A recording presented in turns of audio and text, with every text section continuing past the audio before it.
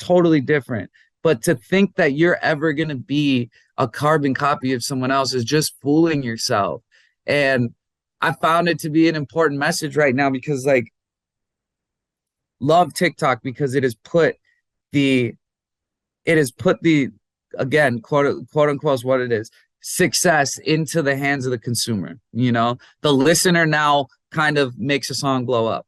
But what else does TikTok do on the opposite side of that? It rewards someone copying someone else. And I think that's a dangerous place to be. It's also a real good way to go on there and see a bunch of people that are younger and better looking than you and make yourself feel real shitty real fast if you let yourself go there. These filters that we have for our stories or all this stuff, it is causing people to think that they're ugly without it. It's true. Yeah. Tell me about it. I feel the way every day, all day. I was never insecure about the way that I look until like 5 years ago, maybe. I never even thought about it. Finn, I love you so much because you say the scary things out loud. That is like the beauty of being a human. Me too, bro.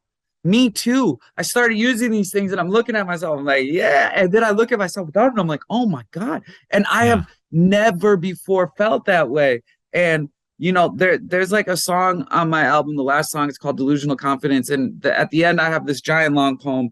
And it's like the message that I'm trying to send. And going back to the album title, like, I don't know if anyone's saying out loud the dangers in something so simple like that. You know, the mass depression that it's causing, the people scared to leave their house, the people that are so insecure that they think that their identity on the internet is what is actually the importance. And it's a scary place to be, Finn. And like, I am in no way trying to be the person that's saying, down with this, it's bad. I'm picketing outside of Instagram headquarters saying ban filters. I'm not. I'm trying to be a messenger of like what I see, because I think me and you were both at the start of the internet kids. You know, we're at the start. And I think now we're in the middle. Okay. And this is the start for a lot of the younger generation. And I think that us being in this middle point, because I do see a giant reset. I do at some point see a giant reset. And in 10 years, people, maybe it's 15, whatever, people are going to look back on this and be like, dude, that was fucking wild. You remember when everyone was like filtering everything and everyone made themselves feel like shit by just like fucking indulging on all this like comparative bullshit? Man, that was crazy. Like how we look back on like cigarettes from the 50s. Dude, I think the same thing. I think there's a chance that the house phone might come back, you know? Right. I really do, because I think that we're, again, finding optimism in everything. I think that we're very intelligent people. And I think that is there upsides to everything that's going on right now? Absolutely. I mean, these kids are learning how to be the director, the writer, the lighting person. And they're so fucking good at all of it. It's amazing. The marketer, bro, everything. They're geniuses with this. They are. So it's going to bring good. I see these like 15-year-olds that are making the most like creative, brilliant shit. I'm like, holy fuck. I am terrified of like how good these kids are.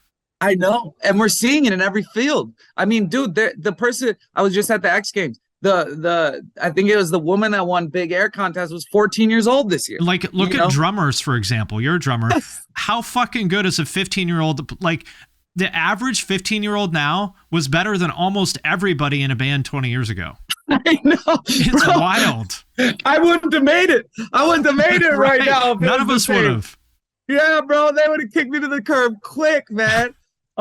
You know, so there is so much greatness coming out of it, but again, there's danger to it, man. And like, I just with the Perfectly Imperfect, I felt like there is an underlying message in that. With my new album, I think there's an underlying message in it, just being like, yo, you don't need that stuff. You just don't. You're great. You know how great it feels when someone just gives you a compliment. You know, it really does. It really does. And if I can be that person to give them that compliment in their rawest form, then I think that again, I'm being of service somehow. I like it a lot. You mentioned delusional confidence. That's another one I wanted to ask you about. Yeah. Um, the song itself is like the idea that that voice inside your head that is sometimes can be so brutal to you. Um, at the other end of it, it can be your best friend. And I have never in my life, still to this point, since the day I found The Secret and the law of attraction and all that that shit is real, by the way. People think that's some corny wine mom shit. It's 100% real.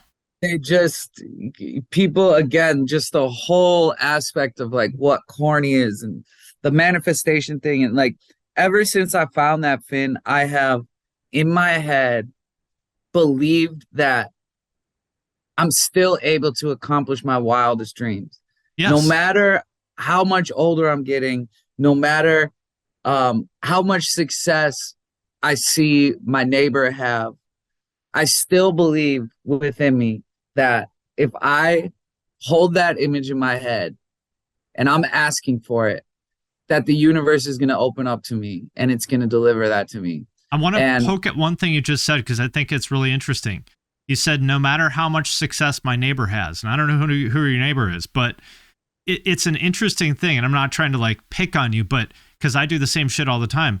The amount of success your neighbor has nothing to do with how much success you do or don't have, but that's how our brains work. It's like, oh, if someone else is winning, that means I'm losing. And that's totally untrue. Dude, there's this great quote that's like, if something good happens to your neighbor, it just means that a miracle is in the neighborhood.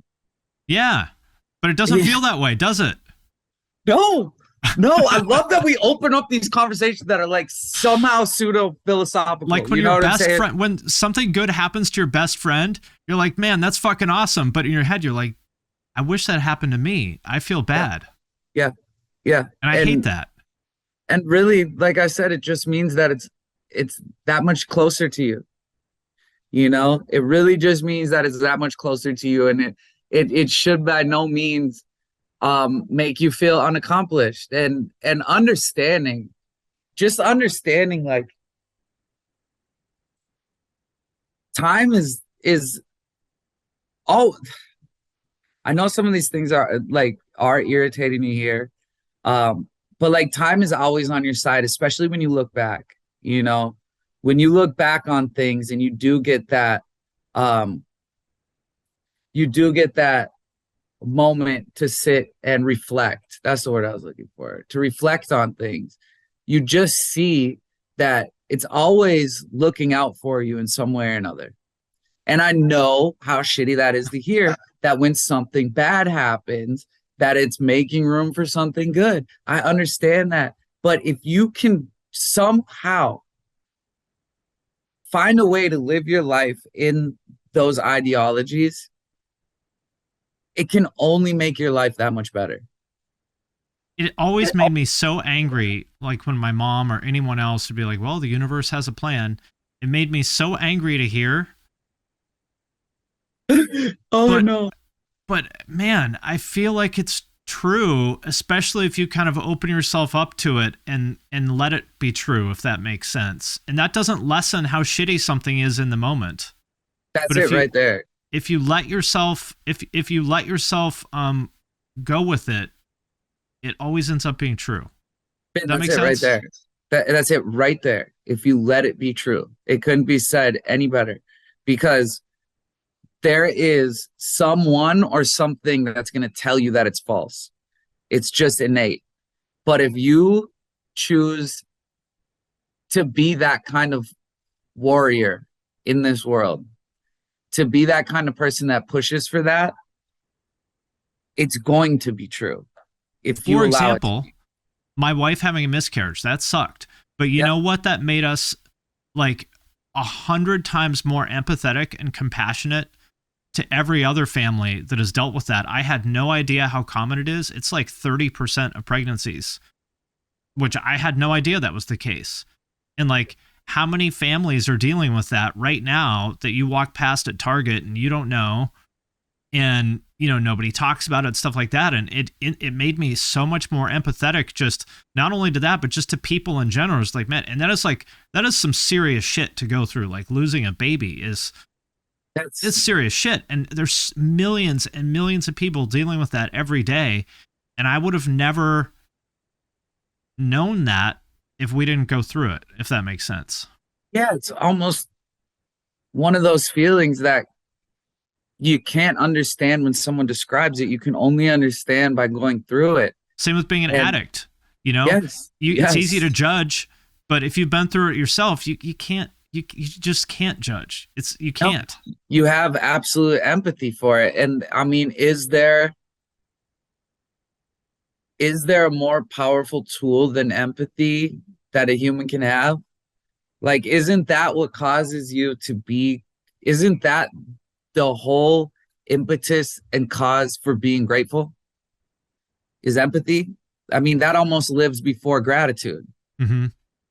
And I mean, that's the saving grace for me right now. I mean, just speaking on sobriety, I'm coming up on 4 years and it's becoming more of a challenge. The high of proving to myself that I could do it has essentially wore off.